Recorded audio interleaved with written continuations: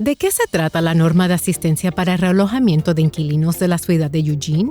Este reglamento garantiza que los inquilinos reciban asistencia para el realojamiento por parte del arrendador en determinados casos de cancelación del contrato de arrendamiento y aumento de alquiler. Así pues, hablemos primero de las cancelaciones sin causa y de los aumentos de alquiler. En el 2019, los legisladores de Oregon aprobaron una ley estatal que limita los aumentos de alquiler y las cancelaciones de contratos de arrendamiento sin causa. Estas dos protecciones legales, tanto para los aumentos de alquiler como para las cancelaciones sin causa, funcionan en conjunto con la regla de asistencia para el realojamiento de inquilinos de Eugene. Esta regla exige que el arrendador pague al inquilino un monto equivalente a 2 meses de alquiler en ciertas circunstancias.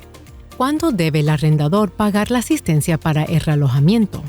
El arrendador debe pagar la asistencia para el realojamiento cuando se emite una cancelación del contrato sin causa durante el primer año, cuando un aumento de alquiler alcanza o supera el máximo permitido por la ley estatal, cuando el arrendador decide no renovar un contrato de alquiler de duración determinada menos de 1 año, en ciertas situaciones, o cuando el contrato de alquiler se cancela por alguna razón legítima. Por ejemplo, si el propietario quiere cambiar el uso del edificio o demolerlo, hacer reparaciones mayores, vivir en la vivienda o vender la propiedad. No obstante, existen excepciones a la regla de la asistencia para el realojamiento.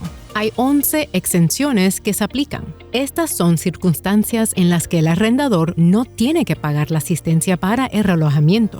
En la mayoría de los casos, el arrendador debe notificar a los inquilinos si existe alguna exención cuando firman un contrato de arrendamiento. Un detalle más, el arrendador tiene que informar a la ciudad cuando el arrendador cancela el contrato de arrendamiento o paga la asistencia para el realojamiento de un inquilino. En conjunto, estas leyes y reglas ayudan a crear viviendas más estables en Eugene. Si desea más información, visite eugenerentalprogram.org.